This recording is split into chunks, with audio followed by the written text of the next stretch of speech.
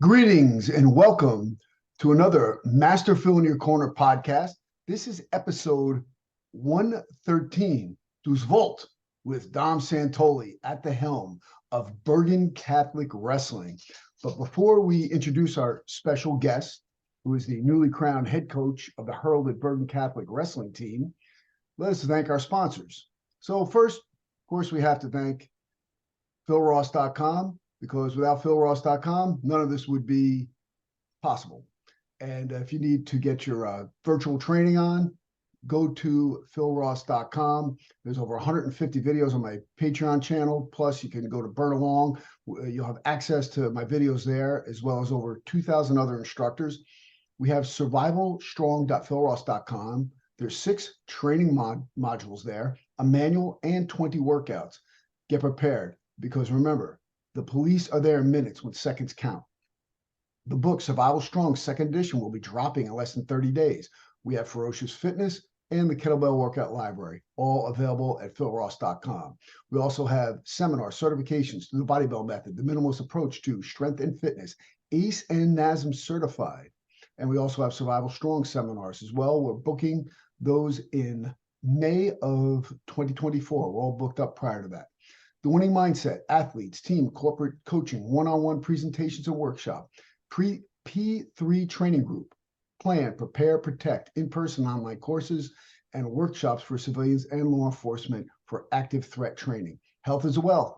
The website is up. Our virtual community outreach platform for mental, physical health, wellness, and fitness, as well as education, is ready to roll. Pay-per-view flicks, the Warrior Island show. We just had episode 1 up at the AMC Theater. We had the premiere in the city a couple of weeks ago, and yours truly is in it. And the Under Project, supportive and comfortable underwear for men. Fit Team, 100% natural protein supplements, vitamin assorted health products. And OneSleeve.store, BJJ rash guards, shorts, shirts, hoodies, and so forth.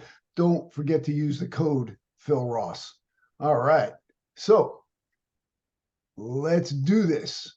So without further ado, I'm going to introduce our guest, Dom Santoli. Dom, how are you? How you doing, Coach? It's good to see you. Good, good. Yeah, I've been a little, with the sling and all that kind of stuff. Had the shoulder done, so I haven't posted a podcast in probably about 3 or 4 weeks since I got my surgery 3 weeks ago. So I've been holding off a little bit, but I'm feeling pretty decent right now. But hey, you're the new man down at Bergen Catholic. Bergen Catholic. What is there? Some between 65 wrestlers. There's like 130 state medals. Right? Am I right in saying that? And yeah, we've been lucky enough to have a lot of success in the last few years, actually, since it started. So we're really proud of the guys and what their accomplishments are. And I'm lucky enough to be an alum from there and graduated in 2000, wrestled there, played football and baseball.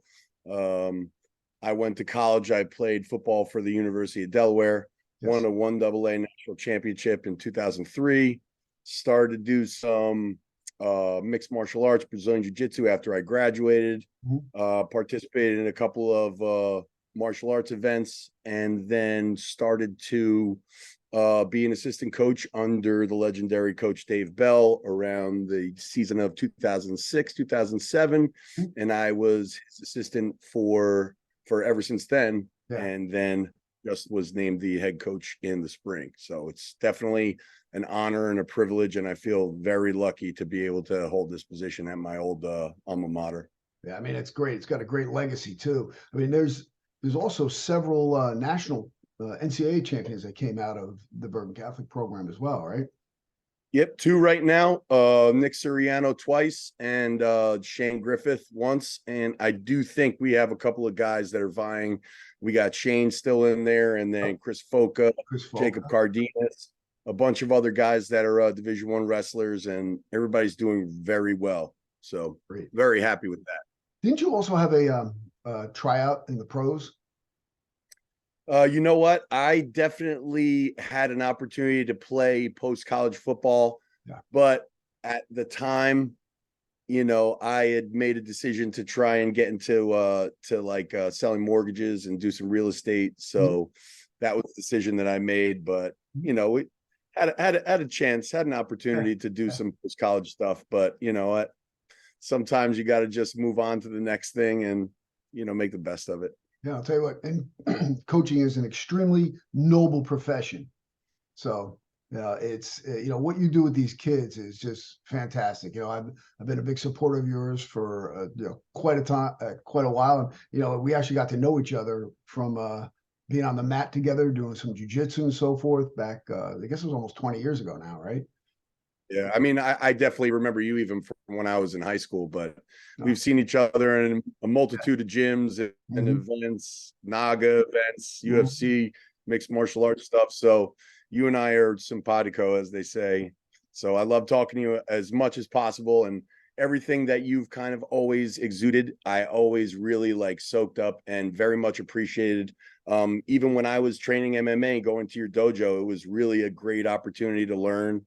And just being around those people, I think you definitely are a linchpin for the right people when it comes to training and different disciplines and really just putting people on their path. So I definitely have always appreciated you and everything you've brought to the table in terms of what we do for the youth and, guys.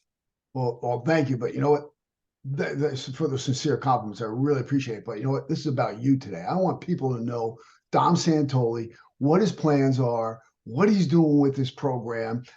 Because there were, some people know, some people don't. There was a couple of little black marks on the Bergen Catholic Wrestling program. Look, and we know it was a bunch of nonsense. We all know it was garbage. And of course, it was proven that it was nonsense. The really funny thing is that I find disgusting with the media is the fact that when they had these allegations are on a front page, and then when it's proven wrong, it's on page 26 underneath Guy's Tire Emporium commercial, advertisement. Yeah. We talk. I mean, I'll say, listen, I know sometimes when you have a really big heart and when you are in a sport of like wrestling. So wrestling, in my opinion, is the hardest sport on earth.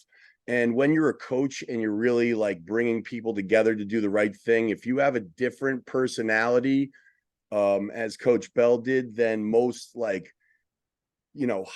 intense people. Right. And sometimes people take kindness for a weakness and they think that they can kind of do something to you that isn't merited. And listen, Coach Bell, he coached me.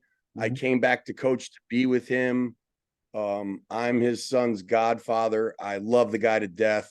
Anybody who matters knows that man's heart. And to me, it's I know that it was in the paper and I know that it was headlines, but to me, it was as soon as this happens, I was like, oh, this is a joke. Everybody knows Coach Bell and who he is. And sometimes people decide to use their, I guess, whatever they can do to try and make someone look bad because they didn't get really what they want. It was kind of just a bad situation. But to me, it was a very short-lived in my brain. I was like, oh, it's another person trying to take kindness for a weakness and kind of attack someone's character, right, which kind of was 100% unfounded. So I don't really see those things as the same way as everybody else does, obviously, because it's my family. So I don't really give it much energy, and we've been moving forward. I mean, what Coach Bell did since I was a junior in high school, taking it from losing to certain public schools in the same county to being able to be a national champion and beat Blair and have multiple time state champions and really build a legacy that he has. It's really everybody should be cheering for this guy is someone who deserves a parade for what he has done for the sport of wrestling and specifically the Bergen Catholic program. He's someone that I definitely have observed for such a long time, and really he has taught me so much about how to be a leader and certain things that, I mean, I obviously have a different personality than he does. So what I did was kind of took some of the things that I felt I was maybe, not as strong in, and he kind of what his example did was make me stronger in some of those situations where maybe I could be a little bit more caring, or have a little bit of a bedside manner, where I was a little bit tough early on. But I can never say anything but great things about that guy. Even talking about him gets me emotional. I love the guy to death, and to be able to be the coach that takes over after him is really an honor. And I feel very lucky and fortunate every single day that I get to be with the team, and just building on, I guess the quote is, we stand and look to the future on the shoulders of the giants who came before us. And I really try and live that every day. I really try and make everybody who came before me proud. So that's kind of the goal. Well, I'll tell you, you have a great start. You had a great mentor, and now it's your turn to be the mentor here, right? And I know that you have quite a few of your guys who came back. But, why don't you tell us a little bit about your new coaching staff and the guys that you've assembled here? And some of them are carryovers, but some of them are new. Yep. Yeah. Yep. So really, basically everybody is the same staff that we had. We have Joe Grello, wrestled for Rutgers in Oklahoma. We have Pete Lipari, Rutgers in Arizona State. We have John Monaco, who's a legendary wrestler and coach. Anybody who wrestles on that high of a level and has a win over like guys like Kevin Jackson, that's legendary. So being around that guy, even as an assistant coach, I would ask Coach Monaco questions about just coaching style, and he would mentor me. And he'd like, what he does was he shared certain like books to read and things that he thought that it would help me become a better coach. And this was even 10 years ago, so he's someone that though all three of those guys, I'm very lucky to have them around me. I will say that I'm learning from them a lot, because I am by trade a multi-sport athlete, and these guys are definitely wrestlers. Excuse me. And that's my number one thing, is like being around the kids, leading kids. That's one thing. Conditioning, motivational stuff, that's one thing. But learning really the nuances of like phasing out the season, phasing out a practice, their input is really like opening doors in my brain and really allowing me to learn from them. So I have definitely let them know that I need them in many, many ways. They're very valuable to me. Like, it is more of a round table type of situation with our coaching staff. We also have some really valued volunteers. Brady Ford, he's an alum, he's coming back. We also have a very high level judoka, Vim Mancuso. He's helping out with our upper weights. Nice. And we also have a new coach on the staff. His name's Carl Seitz. He's the offensive line coach for our varsity football team. He's also a former high school wrestler. He has such a great attitude, and he is someone that I trust inherently and want the kids to be around. And he's going to handle most of our sub-varsity stuff. And I think he's a great leader. And then honestly, I leave the door open for any alum, or really anybody who just shows that they care. I leave the door open for them, and whatever degree of involvement they want. Because to me, if you think about coaching staffs, I am of this school that was kind of taught to me by Coach Bell, was like, hey, the more coaches, the better. The more people you can have influence on kids, different personalities, different styles of wrestling, different approaches. It's a very valuable thing, especially when you have 60, 65 kids in a room. Yeah. And I look forward to our high school guys coming. Our post high school guys coming back and helping out. So really, to me, I would say it, like, out of the whole pie of coaching, you need those assistant coaches to really be like the meat and potatoes of influence on the room, because the room is the most important part of your whole program, because that's where you're going to get all of your work done. You need to be the most prepared. And that's where all of like the magic happens, as they say. So I'm very, very fortunate to have such a great community, and like the amount of people who've reached out and definitely have offered their help. I mean, I feel extremely blessed. I really do. That's great. And you know what though, the thing is, you know, you get back what you put out, and you put out a lot of good vibes, a lot of positivity. You know, I saw the way you worked the room with the parents a couple of weeks ago. It was fantastic. Yeah, it looked like you have a very nice support network there. And you know, the things you brought something up before about like softening the approach a little bit. And I'll tell you, I don't know if this is what happened to you, but definitely when I had kids, my approach softened a little bit.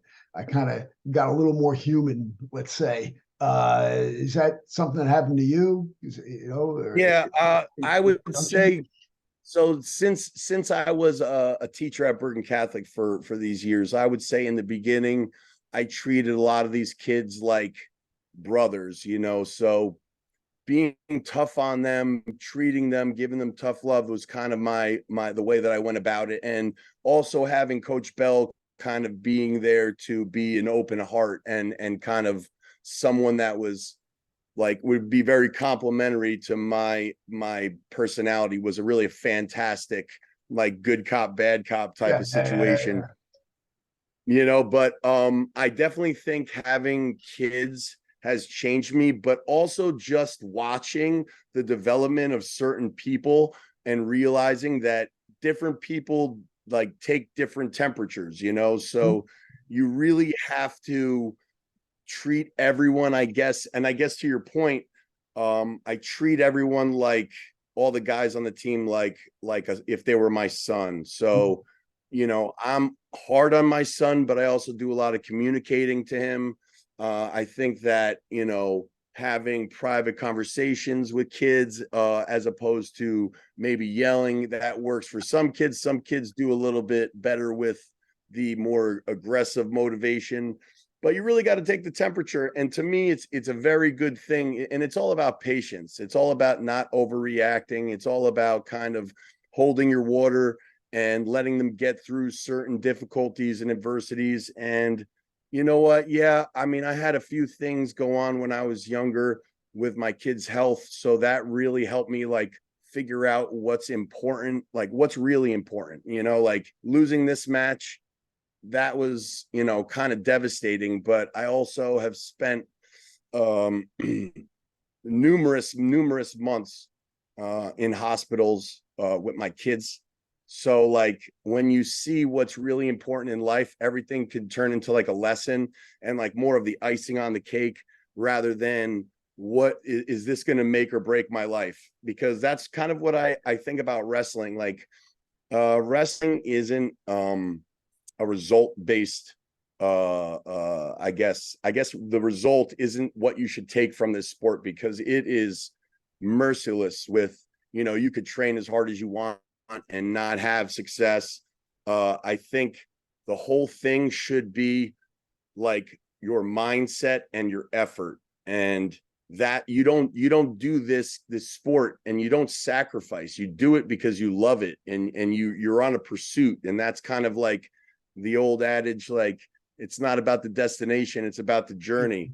And to be able to have like an influence on 60 kids and only 14 of them are really starters, you really got to find out what is important to people. And to me, at least, my thing is I am going to kind of train these kids to be relentless in whatever they kind of focus on. You know, I'm a big believer in like the law of attraction. Whatever you really focus on is going to come to you. So I make the guys kind of write their goals down. I told them to write down 3 of their goals 2 times. I actually got this idea from a former colleague, Nunzio Campanelli, who now coaches at Syracuse. He's the interim head coach, but he had told me he made his guys write down their goals. And I said, all right, I made the guys write down 3 of their goals. It didn't have to be wrestling, just 3 goals in life.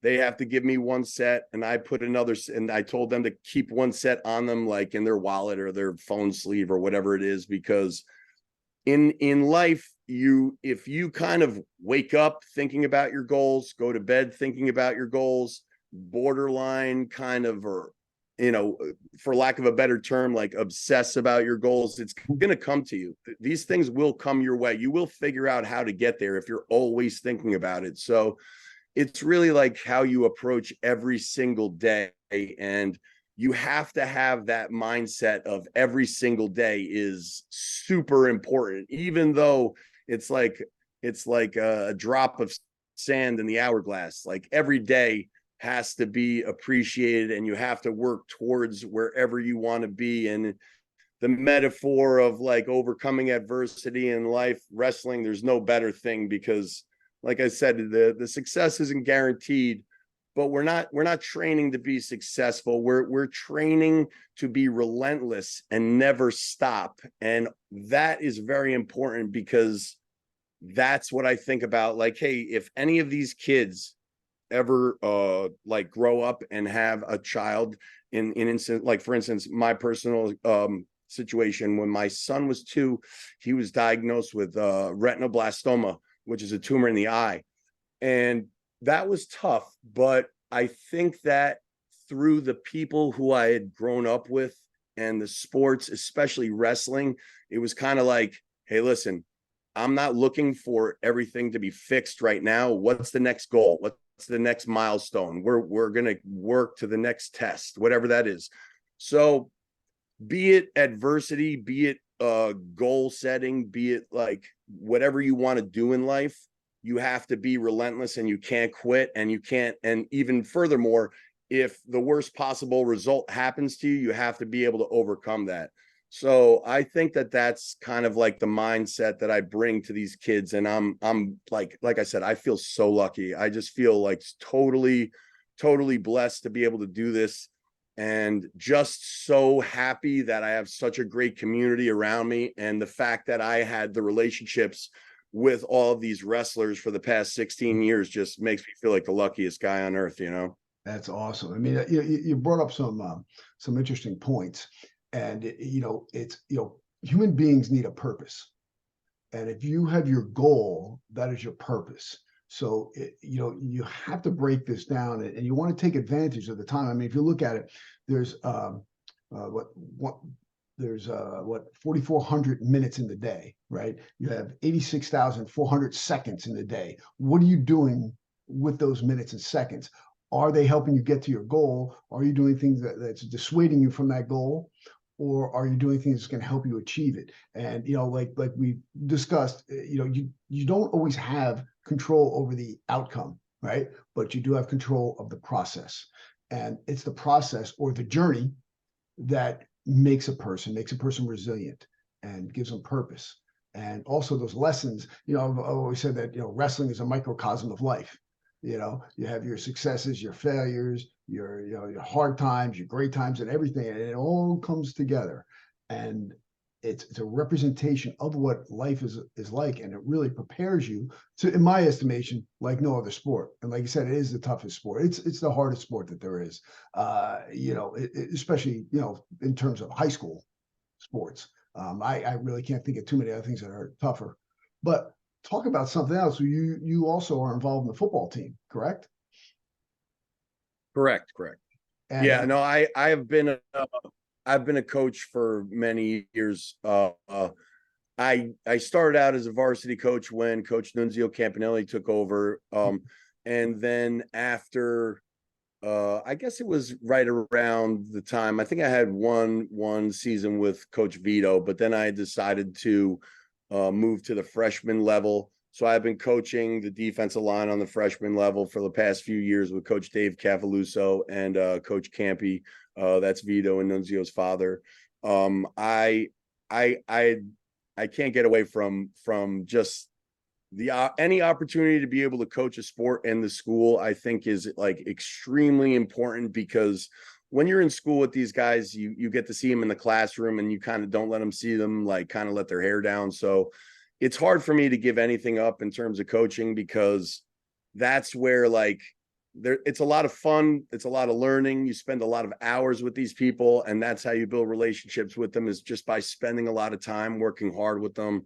Yeah. So it's kind of the reason why I became why I wanted to be an employee at Bergen Catholic was just because I thought coaching, being a gym teacher, just being around these guys for hours, get you to know people, help guide them in the right direction, help lead them on to the next steps of their life. And that in itself is extremely rewarding, you know? So you have a big game coming up Tuesday, right? With Del Barton. Correct. Del Barton. Championships. Yeah. Yeah. Yeah, they're going to be prepared. I'll tell you that. They're definitely not taking this game lightly. No. These kids have work.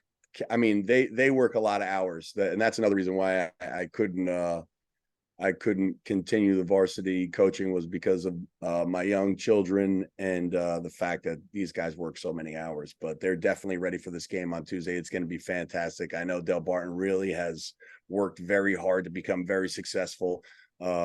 And I knew that would only be a matter of time because they have a great school and great leaders, and I'm very excited for it to go down. So Yeah. MetLife Tuesday. Yeah. Be pretty awesome. We're gonna be rooting for the Crusaders out there, and hopefully take the trophy back to Bergen County. But it's I mean, oh wait, you said you had 65 kids right now out for wrestling. Wow. Yeah. Yeah, we had a good number of guys being interested. Like I said, I'm also a football coach and a gym teacher, so a lot of the kids know me. So they maybe joined wrestling. I don't know if they knew exactly what it would entail. So there's a lot of interest in it, and that is like extremely fantastic to me. Like, I love the fact that kids want to be in the room and try something new. I mean, listen, I'm like you. I'm from the school of everybody should learn a form of martial art, self-defense, a way to handle themselves. And maybe the traditional sports that we have don't necessarily help in that regard. But, it is obviously like a really, really, if you can make it through every practice, if you can make it from the beginning of the season to the end of the season, I think that in itself just kind of fortifies the kind of like young person that wants to be, a tougher, more disciplined, like ready for anything type of person. So, I mean, that's my opinion. It doesn't really matter what level of wrestling you have. If you just commit yourself and you're willing to do something that's hard, I mean, I give kudos to anybody who shows up every day, Oh yeah. Yeah. It's like you said, I mean, it's the toughest sport, definitely the toughest high school sport there is. And, I mean, there's probably going to be some fallout, some people, but you also have a very sizable JV squad, right? I mean, Yep. I know you got your killers in the front row there, and you got some guys like vying for a position, the varsity lineup, and I'm sure that. How do you when you're going against these other teams, do you do a lot of shifting around, in accordance with the matchups for the particular weights, or you just say, hey, these are my weight classes, these are my guys, I'm going at it, or do you try to move things around sometimes? I think that it's kind of a combination of both. I think it's like a conglomerate of what the coaches think. I think it goes from team to team and weight to weight. Mhm. And I think that you can also give some of the younger guys some opportunities, especially with some of the older guys who are kind of like busting their butt to make the weight. So sometimes you give an older guy or a more experienced guy a night off and let the younger guys try. But really, the greatest thing about having those JV guys and those other guys that aren't starters is to kind of bring them from whatever level they are to the next step up. So the guys who even come in as freshmen, you kind of want them to kind of be the best they can be in the room and teach them how important every second in the room is. And then the young guys who are inexperienced, you want to take them from wherever, like obviously nothing, and to giving them the basics and the ideas of, we got to get into a good stance. We're trying to prevent the guy from attacking on us on offense. We want to, frustrate our opponents, and then through frustrating in good position, then there are opportunities for attack. So it's really awesome. I mean, obviously it's the first season and we haven't really had to move guys around yet. I haven't had the dual meet competitions, but I've been around long enough that I've seen the way that Coach Bell handled it properly. And I definitely took notes. And you know, that's another thing is like, you want to be able to give some guys a break and other guys opportunities. So it's a fine line that you balance. It's all balance. Cool, cool. Who's going to be the toughest competition in the area for you, and then statewide this year? Or I think everybody. I mean, honestly, it's the same. It's the same. You know, it's the same people. It's the same teams. There's really good wrestling in North Jersey. There's really good wrestling in New Jersey, and you know, like I'm not going to say I anticipate beating or not beating anybody else, because honestly, my focus is so like tunnel visioned on our own room that it's like I want these guys to adopt a little bit of my personality. And once I adopt them with that, you know, being super conditioned, being super relentless, not worrying about wins or losses, being offensive, not being hesitant, don't worry about the outcome, just go for it. I think you'll see like a little bit of a like I just my whole goal is to make sure that everybody knows like, oh my God, I have to wrestle this Bergen kid, you know. That's the whole goal. It's like to keep people on their toes, to push kids to be able to go more than 6 minutes, 6, 7, 8, 9 minutes. I tell the guys like, we want to train and be able to take people we want to take the fight out to 30 foot waters in the ocean. So you're treading water and then you're wrestling, and then you want to go underwater and hold your breath for a minute and wrestle. So it's kind of like I'm not necessarily thinking about anybody else, because I like care so much about the attitude of these kids every day. And it's you know, everybody has, you know, growth spurts and injuries and illness and whatever it is, and you got to balance personalities every single day. So I'm not really thinking about anybody else, but obviously we all the same guys, all of like North Jersey or even South Jersey, the private schools are fantastic. I mean, everybody else has figured out the formula to get good kids to their school, you know. Right. And some people do it one way, some people do it another, but they still, you know, make great teams. And you know, I'm actually lucky enough to be friends with a couple of the head coaches from the other schools. I will say that Brian Stoll and John Piella have actually helped me a tremendous amount since I got the job. John Piella was a guy, he's one of the reasons why I even went to Bergen Catholic. I mean, I used to watch him play football, and you know, and when the guys walked down from the football team, they'd be playing Hell's Bells. And you know, I was like one day, and then I knew that him and his brother were both wrestlers and football players, and I was like, one day I'm going to be like them. And then Brian Stoll, I grew up with Brian Stoll. We were on the same youth wrestling team with my uncle Rich. These guys really have, you know, when I call, they answer, and when I have questions, they help, and there's no hesitation. And really appreciate that. Yeah, well, they're great guys. You know, you talk about these multi-sport athletes on your team now. Do you have a lot of multi-sport athletes, and do you think that multi-sport athletes, you know, especially when you're a high-level wrestler, do we really see that, or is it possible to be a very, very high-level wrestler and play football and play baseball or do track and field or something like that? You know, have you seen that? I mean, we've seen that drop down precipitously, but you know, do you see that?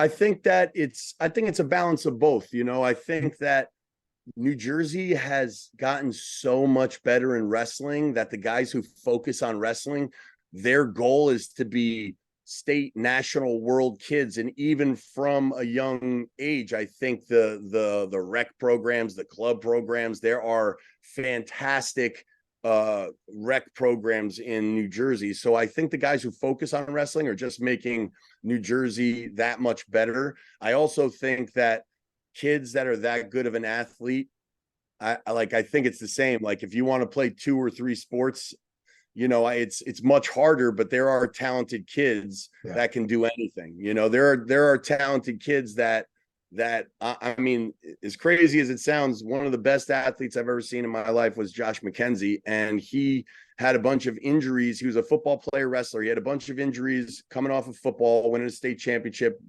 and barely could practice. And this kid he barely could practice, and he made it to the state finals, and he lost in a double overtime match in the state finals. And I think those kids exist. And I think that, right now our heavyweight is a multi-sport athlete. Benji Shu is a national level, one of the top 10, top 5 track throwers in the country. And he's one of the top, I'd say he's a state finalist, state champion type kid this year. So I'm very excited to see him come back and get him kind of back in the room and condition himself. And also Logan Cantone, our new addition from Don Bosco. He's also a football player wrestler. Ben Carey. We've got a bunch of guys who play 2 sports, and I support it. I'm someone who wants people to play as many sports as possible. If you have a passion and you have discipline and you can balance yourself, I think it's a great thing. So but then also at the same time, the kids who focus on wrestling, they're just jumping leaps and bounds and making the state look greater. And there's nothing wrong with that too, Yeah. So, I mean, Dom, you have some great words. You have a great attitude. You got a great program. I can't wait to see you succeed. I'll be popping in there. I'll hit you up, see when a good time to come down. I want to thank you for being on the podcast, and of course, wish you the best of luck with your upcoming season, as well as in the state finals for football next week. Master Phil, I just want to say thank you. You have been such a fantastic influence on me. I think that your mindset and your spirit really is palpable. And it is my honor to be your friend, and obviously to be on your podcast. And I look forward to every time we could get together and collaborate. And I definitely want you in the room as much as possible. And go Bergen. All right. Great. Well, thank you for coming on, and strength and honor.